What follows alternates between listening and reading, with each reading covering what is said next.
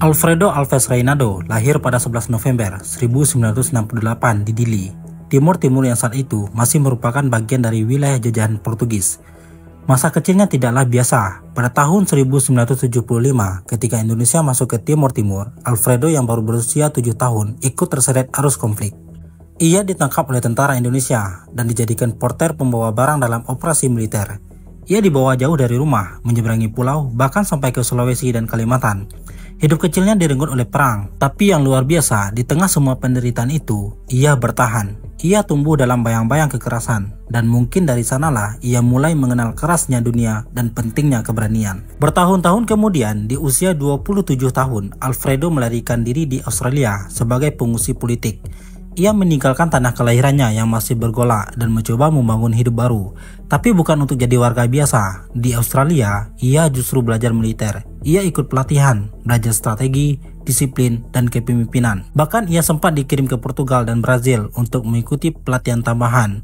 Semua pengalaman itu memperkuat dirinya. Ia bukan lagi anak kecil yang dulu dibawa tentara. Ia tumbuh menjadi pria dewasa dengan disiplin militer yang tinggi dan cita-cita besar. Kembali ke Timor Leste dan membantu membangunnya sebagai negara yang merdeka. Saat referendum kemerdekaan Timor Leste digelar tahun 1999 dan rakyat memilih lepas dari Indonesia, Alfredo langsung kembali. Ia pulang dengan penuh semangat. Negara baru ini butuh tentara yang kuat, dan Reinado merasa terpanggil. Ia bergabung dengan militer resmi Timor Leste, Valentil VDTL, dan karena pengalaman serta latar belakangnya yang kuat, ia cepat dipercayai memimpin unit. Ia ditunjuk sebagai komandan angkatan laut dan mengoperasikan kapal patroli sumbangan dari pemerintah Portugal.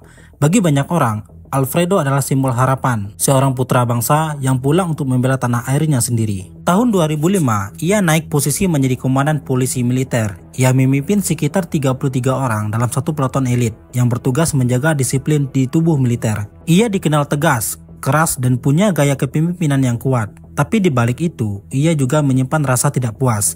Pada tahun 2004, setahun sebelum promosi itu, ia pernah terlibat perkelahian dengan polisi. Insiden itu membuatnya dicopot dari posisi sebagai komandan angkatan laut dan dipindahkan ke polisi militer. Meskipun tetap berada di dalam militer, Reinado merasa itu adalah bentuk ketidakadilan. Ia merasa tidak dihargai, ia kecewa, dan rasa kecewa itu makin hari makin menumpuk. Situasi dalam tubuh militer Timor Leste saat itu memang tidak sehat. Ada isu ketimpangan antara tentara dari wilayah timur, Lorosai, dan barat, Loromonu. Reinado sendiri berasal dari wilayah barat ketika melihat banyak prajurit dari barat yang dipinggirkan dan tidak diperlakukan setara. Ia mulai mempertanyakan keadilan di dalam institusi yang selama ini ia bela. Ia mulai resah dan diam-diam kemarahannya terhadap sistem semakin kuat. Ia merasa sebagai prajurit ia telah memberikan segalanya, tapi yang ia terima justru pengabaian. Saat itulah Reinado mulai berada di persimpangan besar dalam hidupnya. Apa yang terjadi di kemudian adalah titik balik. Kekecewaannya, rasa tidak adil, dan keberaniannya terpadu menjadi satu. Ia tidak mau hanya diam. Ia tidak mau sekedar menjadi alat negara. Dalam pikirannya, jika sistemnya rusak, maka yang harus diperjuangkan bukan lagi kepatuhan, tapi kebenaran. Dan semua itu akan meledak pada tahun 2006, ketika konflik besar di tubuh militer akhirnya pecah, dan Alfredo Reinado memutuskan langkah paling berani sekaligus paling kontroversial dalam hidupnya, yaitu membelot dari negara yang baru saja ia bantu bangun.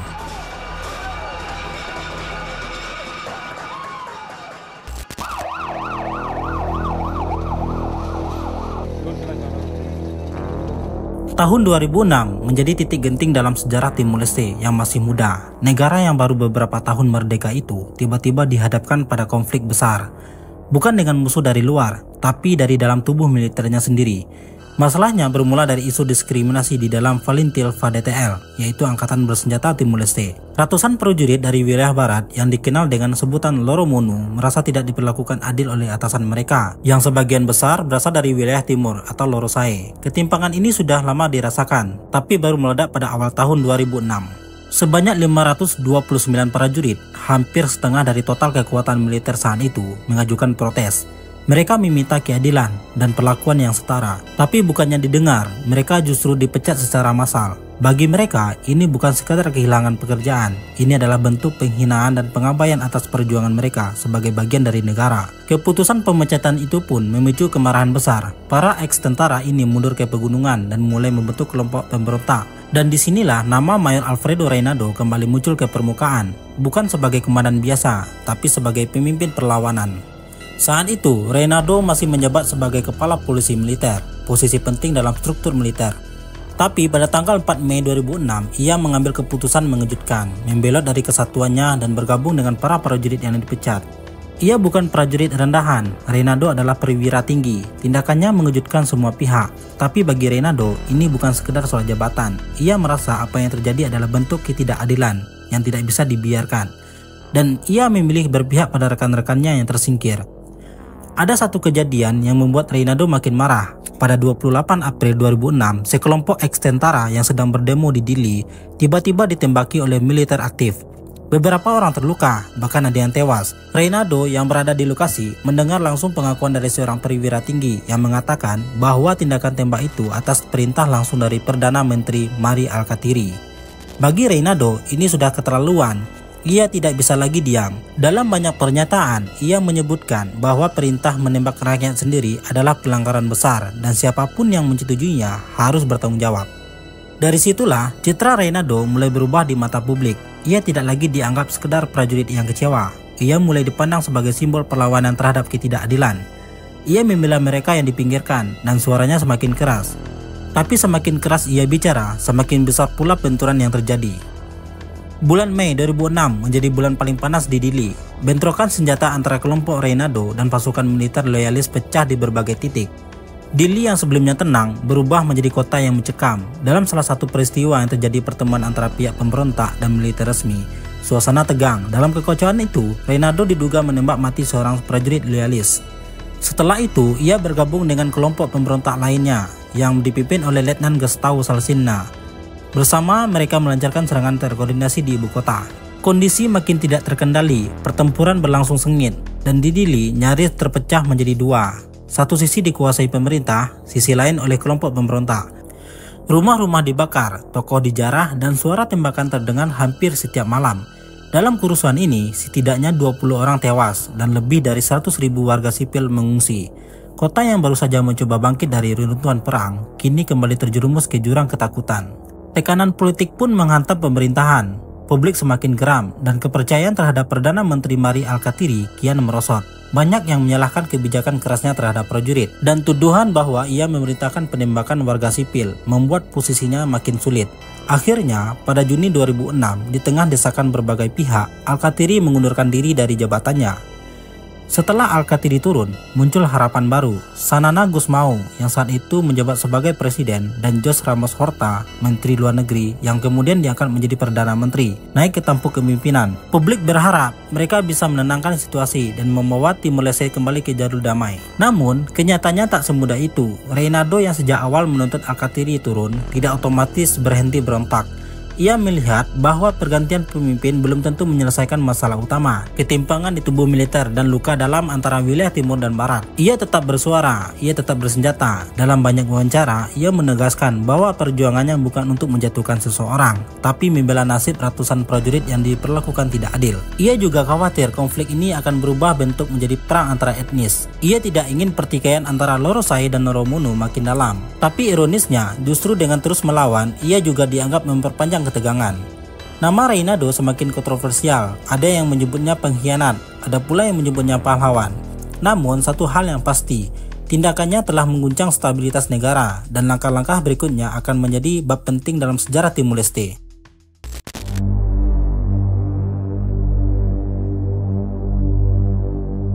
Setelah Timor Leste diguncang konflik besar pada tahun 2006, sosok Mayor Alfredo Reinado resmi dicap sebagai musuh negara. Ia bukan lagi perwira tinggi yang dihormati, ia berubah menjadi buronan paling dicari di negaranya sendiri. Pemerintah yang dipimpin oleh Presiden Xanana Gusmão dan Perdana Menteri José Ramos Horta memerintahkan penangkapannya. Situasi begitu genting sampai-sampai pasukan internasional dari Australia, Portugal, Selandia Baru, dan Malaysia didatangkan ke Timor Leste untuk membantu menjaga keamanan. Tapi Reinado tidak langsung tertangkap. ia memilih bersembunyi di pegunungan sekitar Maubise, sekitar 70 km dari ibu kota Dili. Ia tidak sendirian, ia membawa puluhan orang loyalisnya, orang-orang bersenjata yang masih setia kepadanya. Di sana, di balik kabut dan hutan, Reynaldo hidup dalam pelarian. Tapi ini bukan pelarian biasa. Ia menerapkan taktik gerilya, mirip seperti yang pernah dilakukan oleh pejuang kemerdekaan Timor Leste saat melawan Indonesia dulu. Menyerang cepat, menghilang cepat, itulah strategi yang ia pakai agar pasukan internasional tak bisa menangkapnya. Namun akhirnya, pada akhir Juli 2006, Reynaldo dan 10 pengikutnya berhasil ditangkap oleh pasukan Australia. Mereka digiring ke pengadilan dan Reynaldo ditahan atas dugaan pembunuhan dan kepemilikan senjata ilegal. Sepertinya perjuangannya akan berakhir di balik jeruji, tapi apa yang terjadi setelah itu justru semakin mempermalukan pemerintah. Tanggal 30 Agustus 2006, tepat pada hari peringatan 7 tahun referendum kemerdekaan Timor Leste, Reynaldo dan lebih dari 50 tahanan lainnya kabur dari penjara Bekora di Dili. Mereka menjebol tembok penjara dan melarikan diri. Bukan hanya mengagetkan, tapi juga memukul keras kredibilitas aparat keamanan. Bagaimana bisa buronan paling dicari bisa kabur begitu saja? Banyak yang percaya pelarian ini sudah direncanakan matang, bahkan mungkin ada bantuan dari dalam. Dalam pelariannya, mental Reynaldo tidak ciut. Ia tidak sembunyi total, justru sebaliknya, ia muncul di televisi. Pada pertengahan 2007, ia melakukan wawancara eksklusif dengan program Kick Andy di Metro TV Indonesia. Lokasinya dirahasiakan, tapi pesannya sangat jelas. Dalam wawancara itu, Reynaldo menyuarakan kekecewaannya, terutama terhadap Sanana Gusmão yang dulu ia anggap sebagai sahabat sekaligus pemimpin revolusi. Anda dengan jelas dan tegas menuduh Sanana Gusmão dan Ramos Horta serta para pemimpin lain pembohong. Ya, karena apa yang mereka katakan dan yang dia lakukan tidak sama. Sementara itu, pemerintah Timor Leste tidak tinggal diam. Presiden baru, Ramos Horta, mencoba jalan yang lebih lunak. Ia mengajak Reynaldo untuk berunding agar menyerah secara damai. Bahkan, pada akhir 2006, Reynaldo sempat diberi tumpangan helikopter Australia untuk bertemu dengan rangka mediasi. Tapi hasilnya nihil. Reynaldo tetap bersikeras, ia menolak ditahan dan terus menyuarakan pendapatnya melalui media. Ia ingin pemerintah mendengar tuntutan para prajurit yang merasa dijolimi. Ia ingin reformasi di dalam militer, bukan hanya pembungkaman. Namun, kesabaran pemerintah mulai habis. Pada Januari 2007, Ramos Horta memerintahkan penangkapan paksa jika diperlukan. Maka diluncurkanlah operasi besar-besaran. Puncaknya terjadi pada 25 Februari 2007. Ketika itu, Reynaldo dan kelompoknya menyerbu pos polisi di Maliana, daerah di barat dekat perbatasan. Mereka menjarah senjata, radio, dan amunisi. Ini adalah langkah berani, tapi juga sangat berisiko. Aksi tersebut memancing reaksi keras. Pasukan Australia dan Selandia Baru langsung meluncur. Mereka mengepung persembunyian Reynaldo di daerah Same. Terjadilah bentrokan besar, dikenal sebagai pertempuran Same. Pada awal Maret 2007, pasukan khusus Australia menyerbu markas persembunyian Reynaldo. 5 orang anak buahnya tewas, tapi Reynaldo lagi-lagi berhasil kabur ke hutan. Ia terus lolos dari kejaran, seperti bayangan yang sulit ditangkap. Melihat kekerasan terus berulang, pemerintah akhirnya mencoba lagi cara damai. April 2007, pengejaran dihentikan sementara. Harapannya ada ruang dialog. Bahkan pada Agustus 2007, Presiden Ramos Horta bertemu langsung dengan Reynaldo di Maubise. Mereka duduk satu meja, bicara panjang, mencoba mencari solusi. Tapi tetap saja, perundingan ini tak menghasilkan apa-apa. Tuntutan Reynaldo dianggap terlalu berat. Ia juga tidak percaya pemerintah benar-benar ingin menyelesaikan masalah. Sementara itu, pemerintahan Sanana Gusmão yang baru menjabat sebagai Perdana Menteri mengambil strategi berbeda. Ia merangkul kelompok petitioners, yaitu mantan prajurit pemberontak yang bukan bagian dari kelompok Reynaldo. Beberapa dari mereka mau menyerah dan dikumpulkan di Dili. Mereka ditempatkan di bawah komando seorang perwira bernama Mayor Tara. Manuver ini membuat posisi Reynaldo makin terisolasi. Ia mulai kehilangan dukungan. Orang-orang yang dulu dekat bersamanya satu persatu mulai turun gunung. Situasi makin buruk untuk Reynaldo. Pada November 2007, ia secara resmi didakwa atas 8 tuduhan pembunuhan dan beberapa pelanggaran kepemilikan senjata. Namun, saat pengadilan dijadwalkan pada 24 Januari 2008, ia menolak hadir. Reynaldo tidak mau tunduk pada sistem hukum yang menurutnya tidak adil. Pemerintah kemudian kembali merancang operasi penangkapan paksa. Namun di titik ini, Reynaldo tidak hanya merasa diburu, ia merasa dikhianati dan dikorbankan. Ia melihat tidak ada lagi celah untuk berdamai, tidak ada jalan untuk menyerah. Maka ia mulai menyusun rencananya sendiri, rencana yang jauh lebih nekat, lebih gila, dan lebih berani. Rencana dalam hitungan minggu akan mengguncang Timor Leste sekali lagi. Dan inilah jalan menuju akhir hidupnya. Yang perlu diketahui, apa sebenarnya yang saya lakukan kepada bangsa dan kepada rakyat, itu yang perlu dilihat. tidak usah dikatakan bahwa Alfredo, siapapun. Apa yang Anda lakukan untuk bangsa dan negara Anda? Saya melindungi negara ini dari kehancuran. Dan melindungi negara ini dijadikan lahan perang untuk orang lain. Dan saya melindungi rakyat saya agar haknya dihormati sesuai hak asasi mereka dan sesuai hukum yang ada sebagai negara hukum di negeri kita, negara yang demokratik, hak demokratiknya untuk dihormati. Dan itu tugas saya sebagai militer untuk melayani bangsa.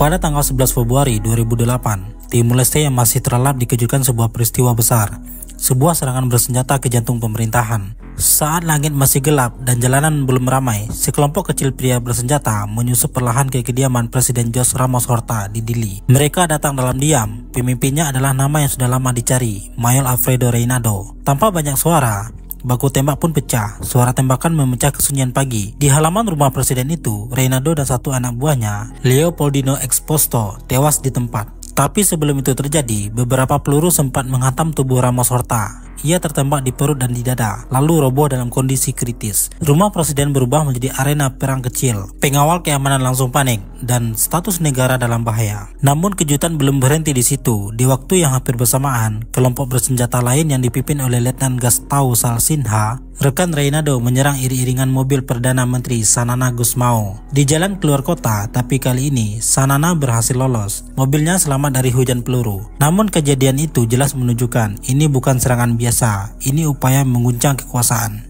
Pasca kejadian, pemerintah langsung bergerak cepat. Keadaan darurat diumumkan, jam malam diberlakukan, dan seluruh penjuru Dili dijaga ketat. Ramos Horta yang di dalam kondisi sekarang diterbangkan ke Darwin, Australia untuk mendapatkan perawatan intensif. Nyawanya berada di ujung tanduk, sementara jenazah Reinado, pria yang dulu dielu-elukan sebagai prajurit pemberani, kini terbujur kaku di rumah keluarganya. Lalu muncul pertanyaan besar, apa sebenarnya tujuan Reinado? Apakah ia benar-benar ingin membunuh dua tokoh utama negara, atau ada misi lain? Versi resmi dari pemerintah menyatakan bahwa Reinado berniat melakukan kudeta, bahwa ia ingin menggulingkan kekuasaan dan membunuh dua pemimpin negara, Ramos Horta dan Sanana. Namun cerita ini tak sepenuhnya dipercaya semua orang. Banyak orang yang mengenal Reinado bahwa ia memang kecewa. Ia sudah lama frustasi karena tuntutan prajurit yang ia bela tak kunjung dipenuhi.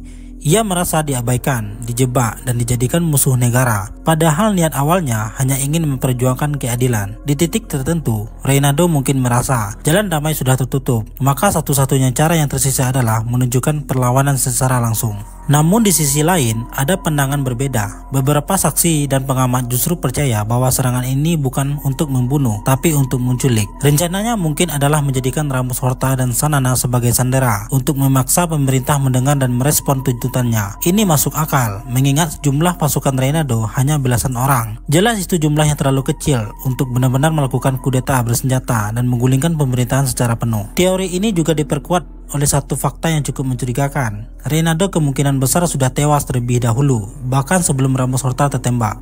Artinya, bisa saja ia sudah ditembak lebih dulu, lalu yang terjadi setelahnya adalah kekacauan tak terkontrol. Ini menimbulkan spekulasi.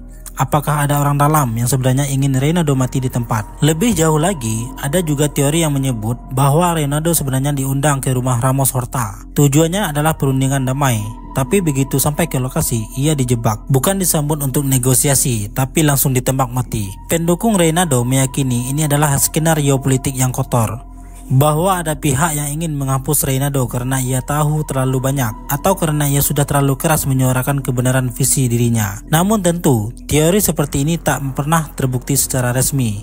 Pemerintah membantah semuanya. Mereka bersikeras Reinado adalah pemberontak bersenjata, dan ia memang datang untuk membunuh. Yang jelas, insiden 11 Februari 2008 itu menjadi salah satu peristiwa paling gelap dalam sejarah politik Timor Leste pasca kemerdekaan. Ia bukan hanya mencederai dua pemimpin tertinggi negara, tapi juga membelah opini masyarakat. Sebagian orang menyebut Reinado sebagai pengkhianat, pemberontak yang hampir menghancurkan negara dari dalam. Tapi sebagian lainnya tetap mengenangnya sebagai prajurit idealis, seseorang yang tak tahan melihat ketidakadilan dan berani menentang kekuasaan sampai akhir hayatnya.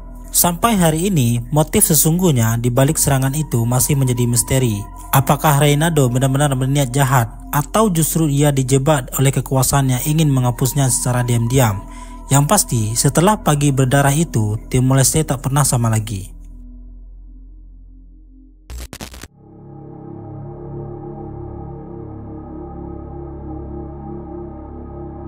(11 Februari 2008), saat mentari belum benar-benar naik, kabar kematian Mayor Alfredo Reynaldo mulai menyebar cepat ke seluruh penjuru Timor Leste.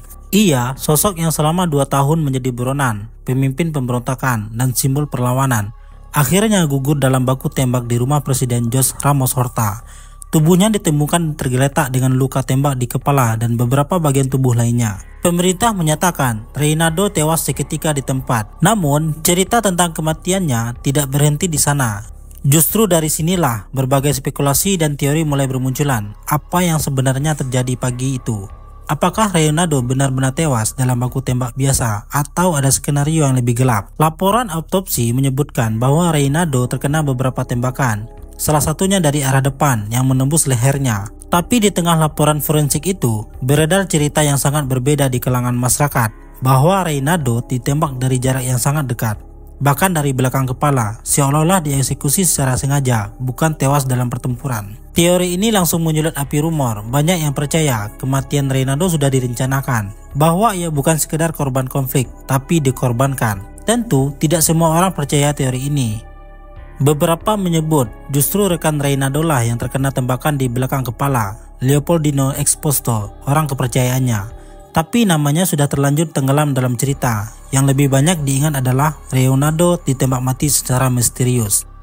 Dan ketika sebuah kematian diselimuti oleh pertanyaan yang tak pernah dijawab dengan jelas, wajar kalau akhirnya orang yang lebih memilih percaya pada cerita yang penuh dugaan daripada versi resmi yang dingin dan formal. 4 hari setelah kematiannya, pada 14 Februari 2008, pemakaman Reynaldo digelar. Suasana di Dili hari itu sangat berbeda. Ratusan orang datang. Mereka mengiringi peti jenazah yang dibungkus bendera, dibawa ke halaman rumah keluarganya untuk dimakamkan. Tangis, kemarahan, dan ketegangan bercampur jadi satu. Di mata sebagian warga, Reynaldo adalah pahlawan. Seseorang yang berani bicara saat yang lain memilih diam. Seseorang yang membela teman-temannya yang ditindas. Di mata mereka, Reynaldo tidak layak disebut pengkhianat. Namun bagi pemerintah dan sebagian besar militer, Reynaldo adalah musuh negara. Ia menyerang presiden, ia melawan konstitusi, dan ia membahayakan stabilitas negara. Maka kematiannya dianggap sebagai akhir dari ancaman besar. Polisi memperketat penjagaan saat pemakaman, bukan karena takut mayatnya kabur, tapi karena takut aksi balas dendam daripada simpatisannya. Ketegangan masih terasa, warga yang datang saat melayat dipantau ketat. Tidak ada yang tahu pasti apakah ini benar-benar akhir, atau hanya babak baru dari kekacauan politik. Reynaldo wafat di usia 39 tahun, meski beberapa sumber menyebut umurnya saat itu adalah 41 tahun. Yang jelas, ia pergi di usia yang masih muda. Ia belum sempat mengakhiri perjuangannya, apapun bentuk perjuangan itu. Ia belum sempat menyelesaikan tuntutannya, belum sempat menjelaskan apa rencana aslinya di pagi yang naas itu. Semuanya terkubur bersama tubuhnya, dan bersama ratusan pertanyaan yang belum pernah terjawab dengan jujur. Ada yang menyebutnya sebagai pengacau, karena menebar ketakutan dan kekerasan di negeri yang baru saja merdeka. Tapi ada juga yang menyebutnya sebagai pejuang yang tidak dihargai. Seorang idealis yang frustasi karena sistem yang semestinya ia bela justru menjatuhkannya. Dan itulah yang membuat nama Alfredo Reynaldo hingga kini masih dibicarakan. Ia bukan hanya sekedar tokoh sejarah. Ia adalah simbol pertanyaan besar dalam perjalanan Timor Leste tentang siapa sebenarnya yang punya kuasa, siapa yang berhak bicara, dan siapa yang akan dibungkam ketika kebenaran terlalu berisik untuk didengar. Kematian Reynaldo bukan hanya mengakhiri hidup seorang prajurit, tapi juga membuka babak baru dalam pertanyaan yang hingga kini masih menggantung. Siapa yang benar-benar mengendalikan cerita? Presiden Ramos Horta sendiri yang selamat dari serangan maut itu mengambil jalan yang mengejutkan. Ia memaafkan Reynaldo. Ia mengatakan bahwa Reynaldo adalah seorang yang tersesat, bukan orang jahat. Pernyataan ini membuat banyak orang berpikir ulang. Di tengah luka dan pengkhianatan, Ramos Horta menunjukkan bahwa jalan damai masih mungkin ditempuh, bahkan terhadap orang yang pernah mencoba membunuhnya. Lalu, apa sebenarnya warisan terbesar Alfredo Reynaldo? Mungkin bukan pemberontakan bersenjatanya, mungkin bukan pelariannya dari penjara, tapi justru pertanyaan-pertanyaan besar yang ia tinggalkan. Tentang bagaimana negara memperlakukan para mantan pejuangnya. Tentang bagaimana suara minoritas bisa dipinggirkan dalam sistem yang baru lahir. tentang apa yang terjadi ketika seseorang mencoba berbicara terlalu keras di dalam sistem yang lebih suka diam. Pertanyaan-pertanyaan itu tidak mudah dijawab, dan mungkin tidak akan pernah ada jawaban tunggal. Tapi yang pasti, cerita tentang Reinado menjadi pengingat penting bagi rakyat Timor Leste bahwa membangun negara bukan hanya soal memilih pemimpin dan membentuk tentara, tapi juga soal keadilan, kesetaraan, dan bagaimana kita mendengarkan satu sama lain. Hingga kini, nama Alfredo Reinado masih bisa memecah ruang obrolan. Sebagian mengingatnya dengan kagum, sebagian lagi dengan marah, tapi tak ada yang bisa menyangkal. Ia adalah bagian dari sejarah. Bukan hanya sebagai tokoh, tapi juga sebagai cermin yang memantulkan wajah Timor Leste di masa awal kemerdekaannya. Jika kamu hidup di masa itu, kamu akan berdiri di sisi mana? Apakah kamu akan memanggil Reinado sebagai pengkhianat atau sebagai prajurit yang berani melawan arus? Dan yang lebih penting, jika kamu hidup di sebuah negara yang baru merdeka dan kamu melihat ketidakadilan terjadi tepat di depan mata, apa kamu akan diam atau bersuara?